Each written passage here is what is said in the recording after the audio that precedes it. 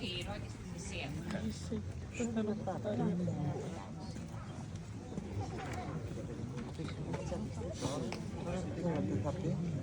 Σεβαστή οικογένεια του ήρωα. Κύριε εκπρόσωπε της Βουλής των Ελλήνων, κύριε Υπουργέ, παρασιολογιώτε, στρατηγέ, κυρίες και κύριοι.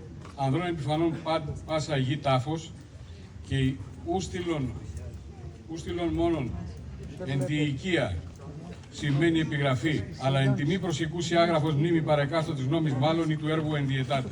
Αυτά τα αθάνατα λόγια του ο Θουκυδίδης μας έχει φέρει σήμερα εδώ να αποτίσουμε φόρο τιμής και να υποκληθούμε μπροστά στην γενναιότητα της θυσίας του ήρωα Μανιάτη Λοχαγού Σωτηρίου Σταυριανάκου.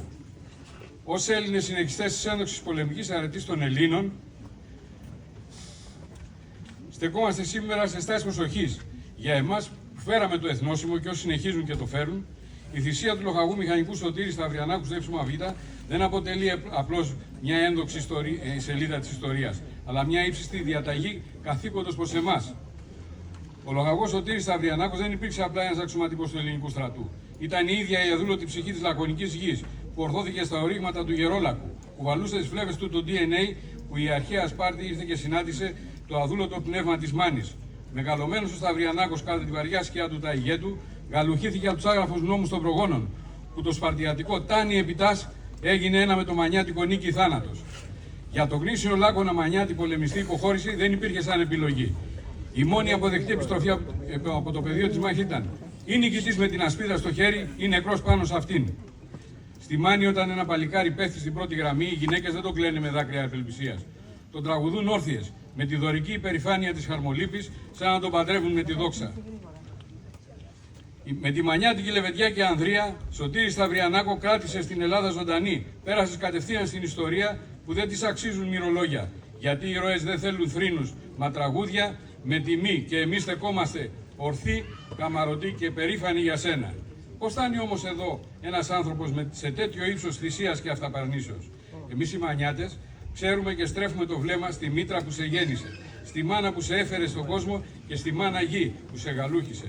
Ο Λοχαγός Μηχανικού Σωτήρης Σταυριανάκος υπήρξε γέννημα μιας μάνας Μανιάτισσας που του έμαθε από κούνια ότι η τιμή και η πατρίδα ζυγίζουν πιότερο από την ίδια τη ζωή.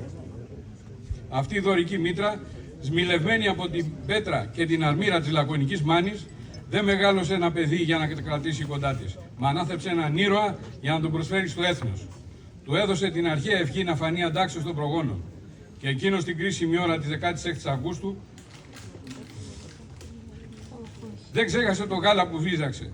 Την ώρα που το ύψωμα β' καιγόταν, η φωνή της μάνας αντιχούσε μέσα του, μετατρέποντας τον φόβο σε απόλυτη γαλήνη. Η θυσία του ήταν το δικό του αντίδωρο στη μήτρα που το γέννησε, γιατί επέστρεψε σε αυτήν όχι σαν ένας απλός θνητός, αλλά ως αθάνατο σύμβολο, κάνοντας τη μάνα του, τη Μάνη και ολόκληρη την Ελλάδα αιώνια υπερήφανες για το σπλάχνο τους.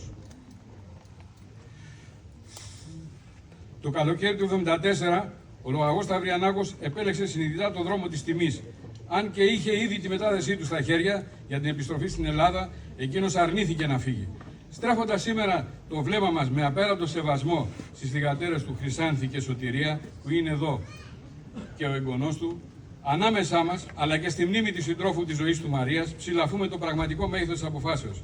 Δεν μπορώ να φύγω, δεν μπορώ να αφήσω τα παιδιά μου, εννοώντας τους στρατιώτες της Δημιουργίας Μηχανικού. Ο Λοχαγός Σωτήρης Σταυριανάκος δεν βρέθηκε τυχαία στην πρώτη γραμμή της δόξας, που βαλούσε μέσα του ένα βαρύ πνογονικό κλήρο.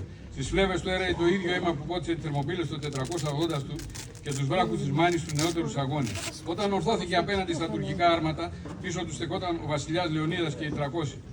Η δική του διαταγή, τα άρματα θα περάσουν από πάνω μας. Εσύ χτυπάτε το πεζικό, ήταν η δική του σύγχρονη συγκλονιστική μεταφορά του αιώνιου Μολόν Λαβέ. Όπως τότε ο Λεωνίδας